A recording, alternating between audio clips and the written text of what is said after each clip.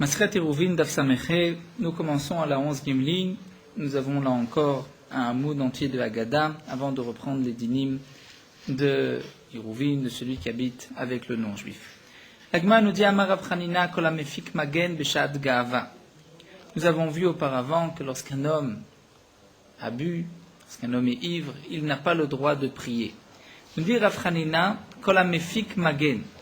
Mefik, c'est-à-dire tout celui qui fait passer, qui enlève Magen, Rachid traduit par la tfila de Magen Avraham, donc le Shmoneh Esrei, c'est-à-dire il ne prie pas Besha'at Ga'ava à un moment où il est ivre, Sogrim vechotmim tsarot ba'ado, on ferme et on scelle, on va fermer, sceller, tsarot, dire tout malheur, ba'ado, c'est-à-dire devant lui, que tous ces malheurs ne lui viennent pas, ne lui arrivent pas.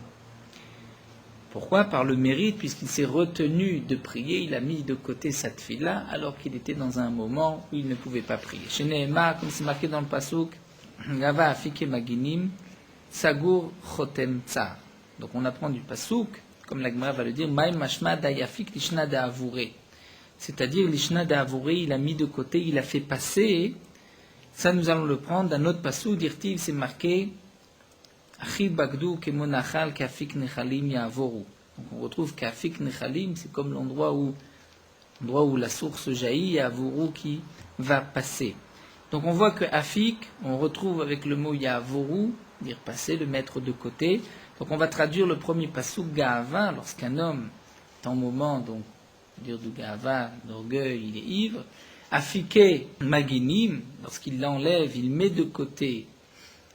Il fait passer la tfila de Magen Avraham, Sagur Chotem Tsar. Donc à ce moment-là, on lui enlèvera toutes sortes de malheurs de tsarot. Rabbi Yochanan, lui, va donner une autre explication un petit peu différente. Il va dire Kol she'eno mafik itma. Dire ce qui est marqué, ce n'est pas Kol hamefik magen, c'est-à-dire celui qui fait passer, qui met de côté la tfila, mais Kol she'eno mefik, c'est-à-dire celui qui ne dévoile pas, celui qui ne prie pas. C'est ce qui a été dit. C'est-à-dire que d'après Rabbi Yochanan, on dira la même chose. Celui qui ne dévoile pas sa tfila à un moment où il est ivre, donc celui-ci aussi, on lui enlèvera toutes sortes de malheurs. Et on va traduire le pasuk afike aginim dans le lachon afike de sortir, de dévoiler, dire-t-il, comme c'est marqué dans le pasuk ve'iraou afike maim egalou mosdot tevel. Donc on retrouve le mot avec afike maim egalou de dévoiler. Alors la Gemara reprend, pour essayer de voir, comprendre la différence entre Rav Chanina et Rabbi Yochanan.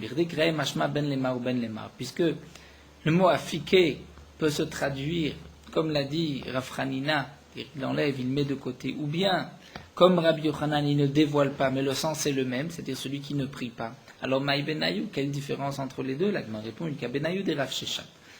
Il y a une différence, c'est cet enseignement de Rav Sheshat. Rav Sheshat Masar Shina Telesham et Rav Sheshat, lui, lorsqu'il avait bu, il disait à son chamash qui était à côté de lui, il disait, laisse-moi dormir, lorsque viendra le moment de la tfila, réveille-moi. Donc Rashi nous explique, Rav Chanina qui a dit, avourer, c'est-à-dire un homme doit mettre de côté, laisser sa tfila, donc ça, nous dit Rashi, lui n'est pas d'accord avec Rav Sheshat, il pense qu'on n'a pas le droit de prier si on a été réveillé, il faut se réveiller tout seul. Et lorsqu'on se réveille tout seul, on est sûr que l'effet du vin a disparu. C'est pour cela que Rav Chanina a employé un terme plus fort, pas seulement ne pas dévoiler sa tfila, mais mettre de côté sa tfila. Alors que Rabbi Yochanan, lui, pense comme Rav Sheshat, qu'il peut être réveillé et faire sa tfila. Donc Mar, Itled Rav Sheshat, l'un pense comme Rav Sheshat, Mar, Itled Rav Sheshat, le second ne pense pas comme Rav Sheshat. Amar Apriya Barashi, Amar Rav Apriya Barashi dit au nom de Rav, Kol she'en da'atom yushevet alav alitpalel. Toute personne qui en da'atom yushevet, qui n'a pas l'esprit clair, qui n'a pas l'esprit tranquille, il ne doit pas prier. Mishum shenema, comme c'est marqué Batsar al yorik. Lorsqu'un homme est en difficulté al yorik, qu'il ne tranche pas, qu'il n'enseigne pas, et donc aussi, de même qu'il ne fasse pas sa tfila, puisque nous avons vu que le din est le même pour celui qui a bu, il n'a pas le droit de trancher une halakha ou de prier. Lorsqu'un homme n'a pas la tête tranquille, il est dérangé par une chose, il doit patienter avant de prier pour pouvoir se concentrer. Rabbi Chanina beyoma deratach lo metzale. L'Agma va nous rapporter quelques cas. Rab Hanina, le jour où il se mettait en colère, il ne priait pas. Amar batzar al yoré. C'est marqué dans le pasouk batzar al yoré. Rashi, déjà, nous dit que ce pasouk, Rashi dit, j'ai vérifié dans tout le Tanakh et je n'ai pas trouvé un tel pasouk. Peut-être que c'est dans le Sefer Ben Sira, que parfois la Gemara rapportait. Alors donc, nous dit Rabbi Hanina, puisque c'est marqué batzar al yoré, donc lorsqu'un homme est en difficulté al yoré, il ne doit pas trancher, donc de même aussi, il ne doit pas prier. Donc lorsque Rabbi Hanina s'était mis en colère, énervé, il était quelque chose qui le contrariait, donc il ne priait pas pour pouvoir prier avec Kavana. Marugva beyuma deshuta lo avenafik le bedina. Marugva, un jour deshuta, nous dit Rashi, roi deshuta, c'est un jour où c'est un vent du sud qui souffle. Ce vent du sud, c'est un vent qui est fort. Lo avenafik le bedina, il ne sortait pas au bedin, il n'allait pas trancher. Pourquoi? Puisqu'il faut avoir donc, un moment tranquille, pas un moment où il va être perturbé. Comme on voit, Amar Rav Nachman bar Yitzhak, il cheta ba'et tziluta. Pour trancher une halakha, il faut avoir l'esprit d'Atzlula, c'est-à-dire l'esprit lucide.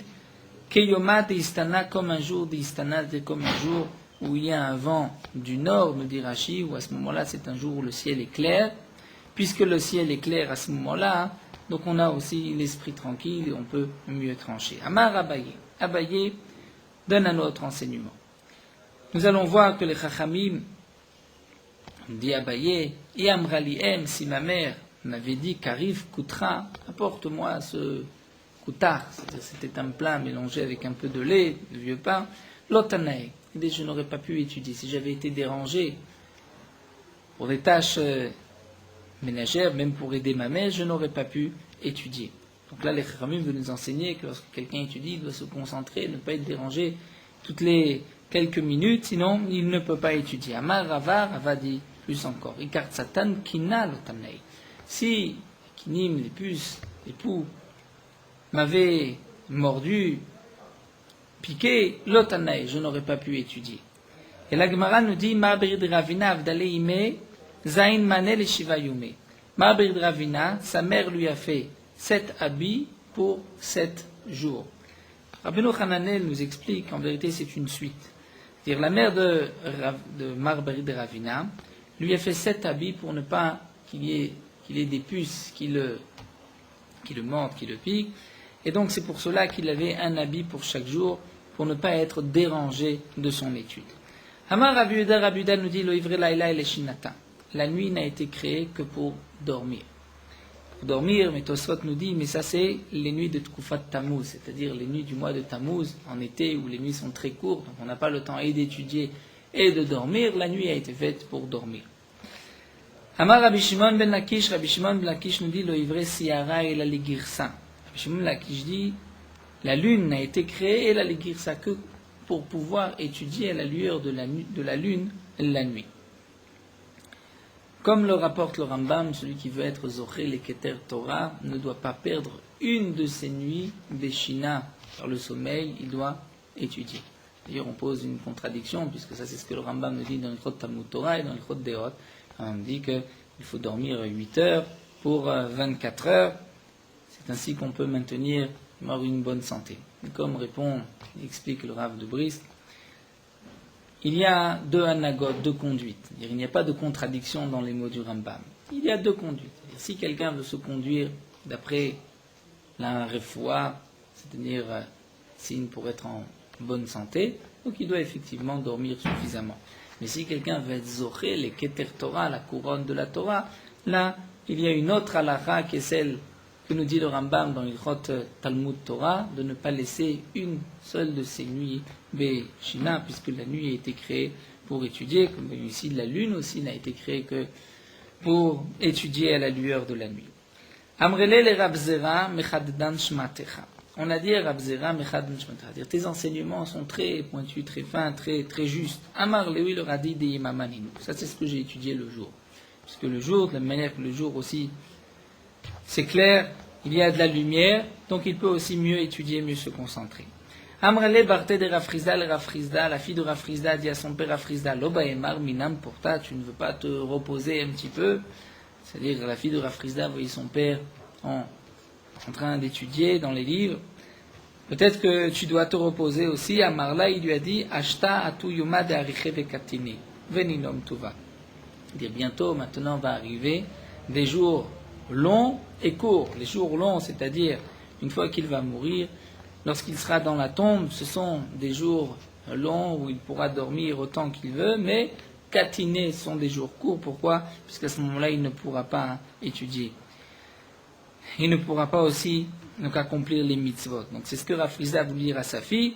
Veninom tovaaz, lorsque on sera dans la tombe, on aura le temps de dormir. Pour l'instant, il faut profiter d'étudier et de pratiquer les mitzvot. Amar Rav Nachman bar Yitzchak dit Anan poalei de yimama anan. Nous qui étudions, nous sommes comme des poalei de yimama, c'est-à-dire des ouvriers de jour. Nous sommes toute la journée, nous devons nous consacrer entièrement à l'étude. Ravacha bar Yaakov yazif upara. Ravacha bar Yaakov lui emprunté et remboursé. C'est-à-dire, nous explique Rashi, il avait fixé tous les jours d'étudier tant et tant, et lorsqu'il n'avait pas terminé le jour, si parfois il devait un peu plus travailler pour subvenir à ses besoins, à ce moment-là, la nuit, il remboursait, c'est-à-dire il complétait ce qu'il avait pris sur lui l'engagement d'étudier et qu'il n'avait pas étudié ce jour-là. Amar Rablazer nous dit, celui qui vient d'un chemin, c'est-à dire d'une longue route, ne doit pas prier pendant 3 jours, le temps d'avoir l'esprit tranquille. Shema vakabetsem el anar haba el ahava venichne sham yamim shelosha va'avina ba'am. C'est dans le passage qu'on voit, après être revenu d'un voyage, on va d'abord camper 3 jours, et c'est seulement à Avina Ba'am qu'à ce moment-là, à Avina, on va réfléchir, on va se concentrer pour voir concernant le peuple quoi faire Ba'am. Et donc ici, va Avina, on voit qu'on ne peut réfléchir seulement après 3 jours. À voix des Shmuel, nous raconte l'Agma, Kate Be'ucha, l'homme etzalet lateyum. Mais lorsqu'il revenait d'un chemin, il ne priait pas pendant 3 jours. Shmuel, l'homme etzalé bebeta de beshicha. Shmuel ne priait pas dans une maison où il y avait de la bière, de l'alcool, parce que cette odeur lui faisait tourner la tête et il ne pouvait pas se concentrer.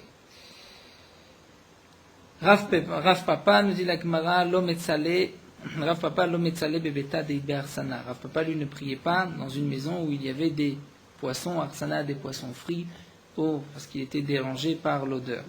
Amar Afranina kol amitpate beyeno yeshbo midat kono. Afranina nous dit tout celui qui est mitpate, c'est-à-dire lorsqu'un homme a bien bu et qu'il accepte ce qu'on lui demande, yeshbo midat kono, il y a un peu comme midat kono, comme Akadosh Baruch Hu, comme son créateur. Shenema, comme c'est marqué dans le passage au sujet de Noach, vayarach Hashem et reach hanichoar.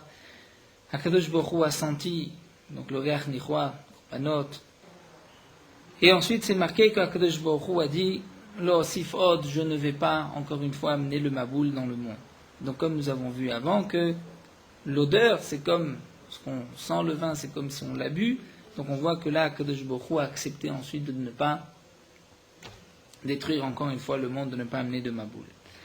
Donc, de même, celui qui, lorsqu'il a bien bu, accepte ce qu'on lui demande, il ressemble, on peut dire, Kaviachol un petit peu à ce pasouk, ce qui est marqué au sujet d'Akadosh Baruch Hu. Amar Apriya kol hamityashev beyeno yeshbo da'at ayin zekenim. Tout celui qui est mityashev, c'est-à-dire qui garde la tête sur ses épaules, bien qu'il a bu, yeshbo da'at ayin zekenim. Il y a da'at, déjà, il a comme le savoir, déa, la sagesse, de 70 sages. Pourquoi Yain nitan ba'in otiot? Le vin était donné avec 70 lettres, c'est-à-dire Gematria de 70. Yain, Yud, Yud et Nun, c'est 70. Vesod nitan ba'in otiot. Et le sod aussi, le secret, c'est aussi 70. C'est le pidgam bien connu, Nichnas Yain yatsa sod. Lorsque rentre le vin, sort les secrets. Amar Afchani non nivra Yain nanachem avelim leshalem schar la reshaim. Afchani nous dit le vin n'a été créé que pour consoler les endeuillés et pour donner une récompense aux Rechaïm dans ce monde-ci. Ils vont manger le mérite de leur mitzvot dans ce monde-ci, donc ils vont profiter du vin. Chez Nema, comme c'est marqué dans le pasuk, Tenu Shechar la Oved, et ensuite c'est marqué V'yain le Marinefesh.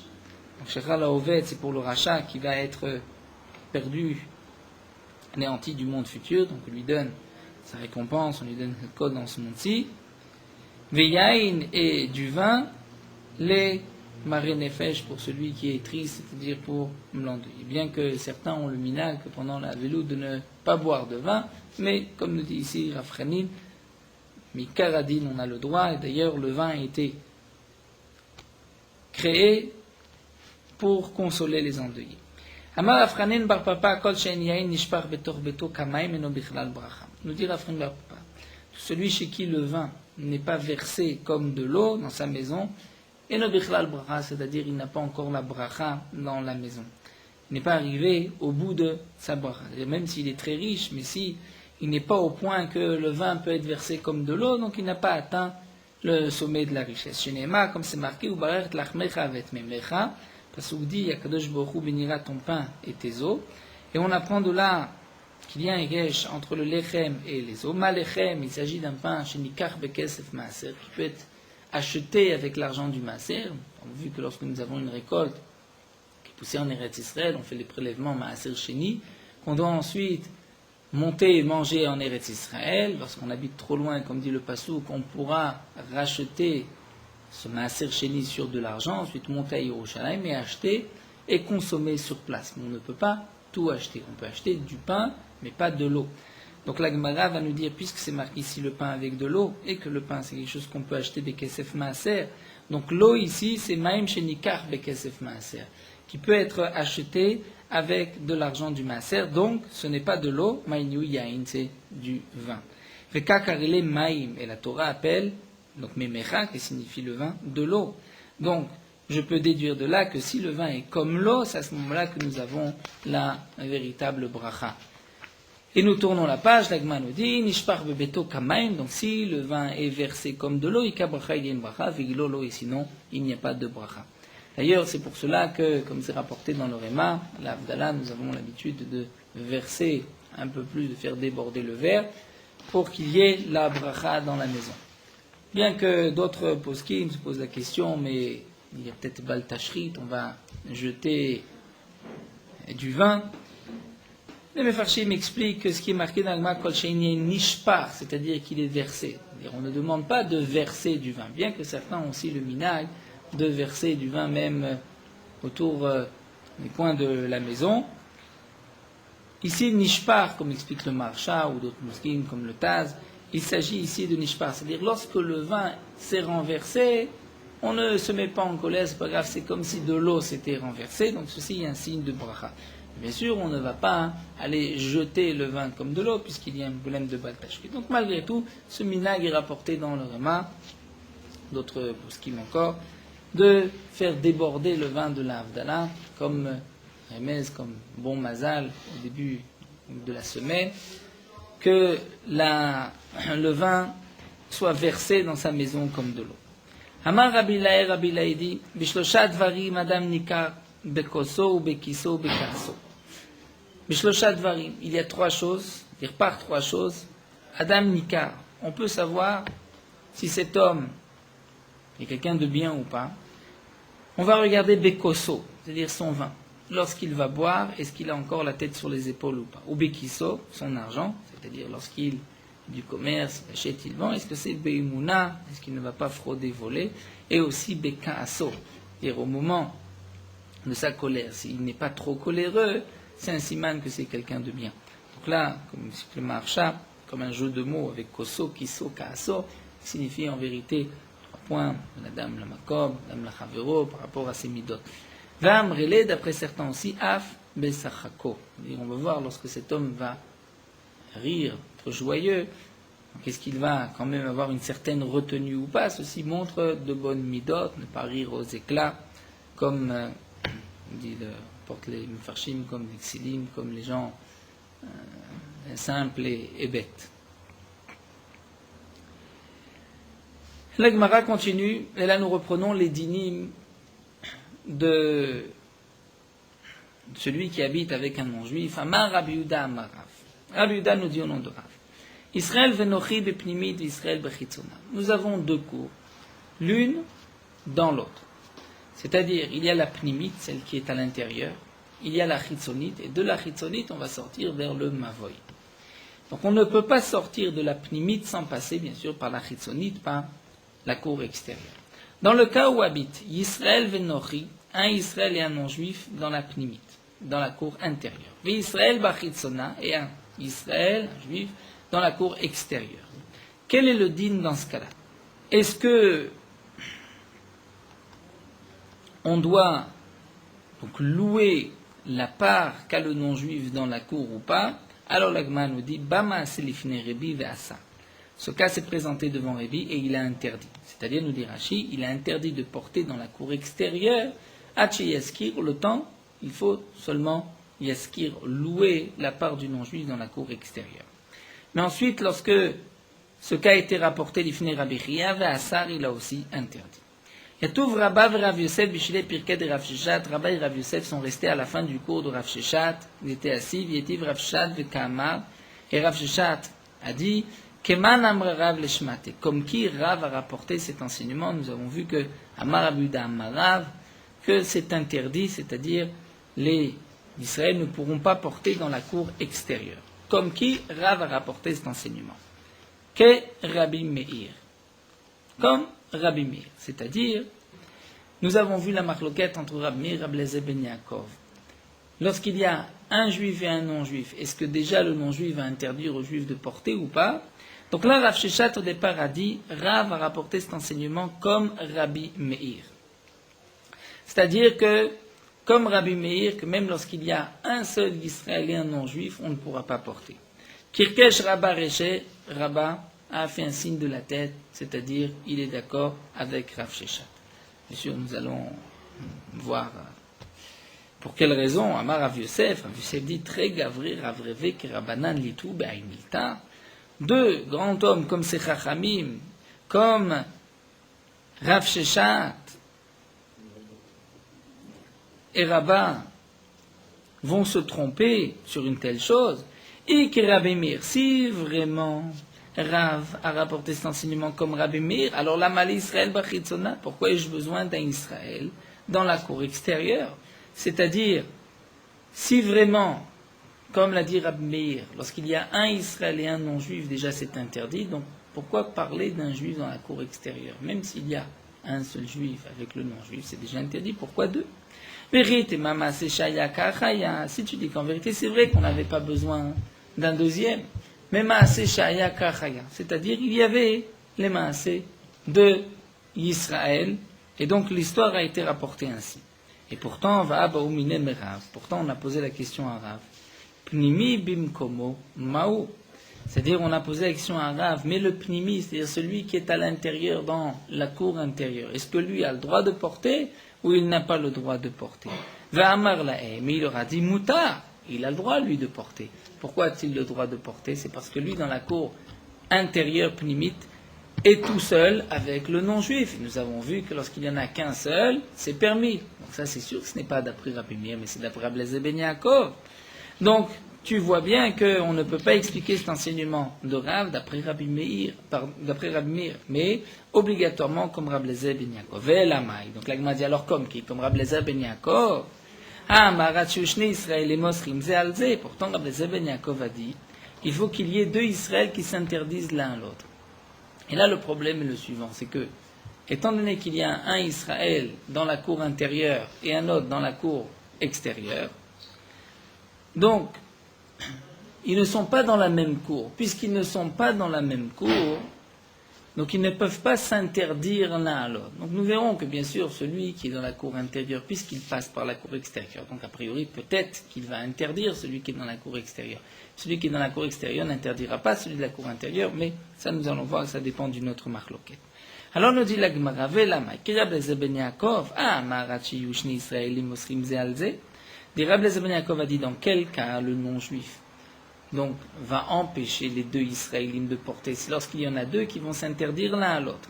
Et là, a priori, ils ne vont pas s'interdire l'un à l'autre, et plus encore, puisque c'est une Gemara que nous avons déjà vu un peu plus d'Afn Tet, mais la Sugé est plus loin d'Afain et c'est la marloquette entre Rabbi Akiva et les Chachamim. Nous avons vu Regel Amuteret Bimkomo, est-ce qu'elle est Oser Shelo Bimkomo? C'est-à-dire, le Israël qui habite à l'intérieur avec le non-juif. lui, il a le droit de porter dans la cour intérieure. Donc, puisqu'il a le droit de porter dans la cour intérieure, il est appelé Regel Amuteret Bimkomo. C'est un pied où il a le droit de porter là où il est, à son endroit. Est-ce qu'il va interdire Shelo Bimkomo, c'est-à-dire dans la cour extérieure, puisque lui doit passer par la cour extérieure? C'est une marloquette. D'après Rabbi Akiva, effectivement, puisqu'il passe par la cour extérieure, il va interdire à celui qui habite dans la cour extérieure de porter. Mais d'après les Chachamim, étant donné que lui a le droit de porter dans son endroit, même s'il n'a pas fait de hérouve avec celui de la cour extérieure, il ne l'empêchera pas de porter. Et donc nous revenons. C'est vrai que d'après Rabbi Ben Yaakov, lorsqu'il y a deux Israël avec un non-juif, on ne peut pas porter à cause du non-juif, il faut louer l'endroit, la place du non-juif. Mais c'est seulement dans le cas où les deux Israël vont s'empêcher l'un à l'autre de porter. Tout ceci n'est pas valable d'après les Chachamim, puisque d'après les Chachamim, puisque celui de l'intérieur a le droit de porter, il n'interdira pas à celui de l'extérieur. Et là, Rabbi Akiva. Donc on est obligé de dire que ça marche aussi comme Rabbi Akiva d'Amar Regela Muteret Bimkoma au Seret Shelo Bimkoma. Que le pied qui moutar Bimkoma à son endroit au Seret Shelo Bimkoma. C'est-à-dire, il va interdire Shelo Bimkoma même dans la cour extérieure. Et donc, si c'est ainsi, on comprend pourquoi maintenant le non-juif va leur interdire de porter, puisqu'ils sont deux, et que déjà les deux l'un interdit l'autre, puisque celui de l'intérieur, c'est vrai que lui a le droit de porter avec le non-juif, puisqu'il est tout seul dans la cour intérieure, que celui de l'extérieur n'a pas le droit de rentrer, ça ne lui appartient pas la cour intérieure, puisqu'il va vers la sortie, vers le Mavoy, mais celui de la cour extérieure, lui, n'a pas le droit de porter avec celui de la cour intérieure. Donc il est, c'est-à-dire dans sa cour, celui de l'intérieur l'empêchera de porter, donc là, cause du goy, effectivement, c'est interdit, donc on expliquerait ainsi la même Rav. Là, l'Agma nous dit ça ne marche pas non plus. Pourquoi? La malinorie, si c'est ainsi, pourquoi nous parler d'un non-juif? Afelu Israël Namé, même si je n'ai que deux Israël, nous avons une cour intérieure, une cour extérieure. Celui de la cour intérieure a le droit de porter, mais puisqu'il va passer par la cour extérieure, il va l'empêcher de porter. Donc il doit faire un hérouf. Alors la Gemara continue, nous dit Amaravuna Vedraveshua. Le Olam Kirab Lezer Ben Yaakov ou Kirab Akiva. En vérité, tout ce que nous avons dit, c'est d'après Rabbi Lezer Ben Yaakov. Et donc, lorsqu'il y a deux Israël avec un goy, le goy les empêchera de porter. Mais aussi, comme Rabbi Akiva, que celui qui a la possibilité de porter à l'intérieur dans la cour pnimi, puisqu'il passe par la cour extérieure, va interdire à celui qui est dans la cour extérieure. Alors là, nous avons posé la question, mais alors pourquoi parler du non-juif? Même lorsqu'il y a deux Israël, il faut faire un hérouf. Là, on parle dans le cas où ils ont fait tous les deux un hérouf. Donc il y avait un hérouf, et ils ont le droit, eux, de porter. Seulement, comme il y a un non-juif et que maintenant, ces deux qui, sans le hérouf, n'avaient pas le droit de porter. Maintenant, grâce au hérouf, ils ont le droit de porter dans les deux Chatzerot. Puisqu'il y a un non-juif, donc Ta'amad et Ikanochi de Asir, Aval Ikanochi le Asir, c'est parce qu'il y a maintenant un non-juif qui n'ont plus le droit. Mais s'il n'y avait pas eu de non-juif, effectivement, ils auraient eu le droit. Donc, on comprend maintenant ce que nous a dit Rabbi Yehuda au nom de Rav, lorsqu'il y a un Israël et un non-juif dans la cour intérieure, et un Israël dans la cour extérieure, il faudra louer la part, dire la propriété du non-juif, pour pouvoir faire un hérouv et que le hérouv soit valable.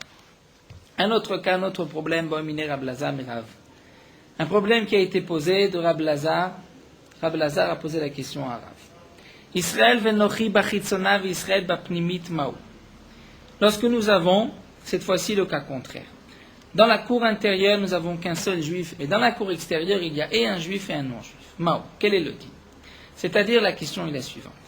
D'après ce que nous venons de voir, puisque maintenant nous avons deux Israël, qui habite avec un non-juif. Donc c'est ce que nous a dit Rabbi Lezer Ben Yaakov. On ne pourra pas porter tant qu'on n'a pas loué la propriété du non-juif.